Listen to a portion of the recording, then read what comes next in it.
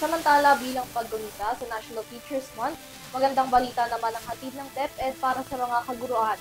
Dahil sa bisa ng DepEd Order No. 024 Series of 2025, may mga bago ng teaching positions para sa promotion ng mga guro. Narito ang report.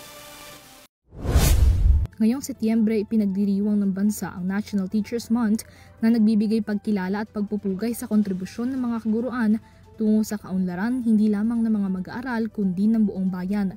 At bilang pagpapakita pa ng suporta para sa mga guro, inilunsad na ng Department of Education ang Expanded Career Progression System na layong mas pagtibayin ang career pathways ng mga kaguruan. Sa bisa ng DepEd Order No.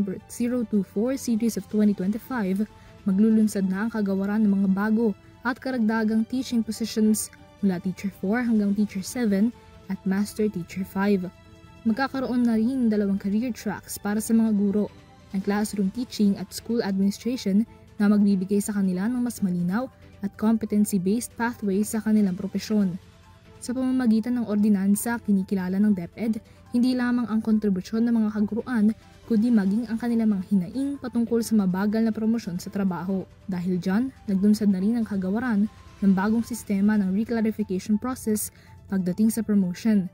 Magiging batayan ng promosyon ang sistema sa Philippine Professional Standards for Teachers at Philippine Professional Standards for School Heads upang masiguro na ang promotion sa trabaho ay nakabatay sa kanilang husay at galing sa pagtuturo at hindi limitado sa papeles o kwalifikasyon.